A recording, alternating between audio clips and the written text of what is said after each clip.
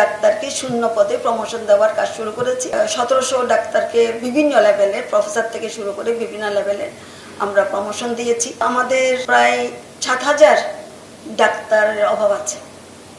এই পদগুলোকে পূরণ করার জন্য আমরা 3500 ডাক্তারকে শূন্য পদে প্রমোশন দেওয়ার কাজ শুরু করেছি এবং ইতিমধ্যে প্রায় 1700 ডাক্তারকে বিভিন্ন লেভেলে, প্রফেসর থেকে শুরু করে বিভিন্ন লেভেলে আমরা প্রমোশন দিয়েছি। আমরা আরও পাইপলাইনে আছে, তাদেরকে আমরা প্রমোশন দেবো, আশা করি 1-2 সপ্তাহের মধ্যে এগুলো হয়ে যাবে। আমরা যেহেতু আমাদের ডাক্তার সংকট আছে, একটা বড় রকমের ডাক্তার সংকট আছে আমাদের পেরিফেরিতে, আপনারা সবাই জানেন।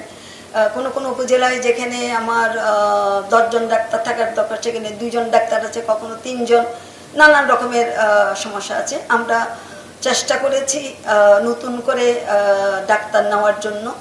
আমরা 3000 ডাক্তার আশা করি সেপ্টেম্বরে আমরা নিতে পারবো। বাংলাদেশের ইতিহাসে যেটা শুনে এসছি এখানে আসার পরে, যে ডাক্তার অ্যাপয়েন্ট করতে গেলে মিনিমাম 3 বছর সময় লাগে। আমরা এবার এটা করলাম সর্বোচ্চ 5 কিংবা 5.5 মাসের মধ্যে আমরা এই ডাক্তার নিয়োগের ব্যবস্থাটা করেছি। যেহেতু বৈষম্য হয়ে গেছে, পদ সৃষ্টি নাই, কাজেই সুপার নিউমারি প্রমোশন দিয়ে হলেও যাতে ডাক্তারদের প্রমোশন দেওয়া যায় সেই জন্য ক্যাবিনেটে প্রস্তাব নিয়ে গেলাম।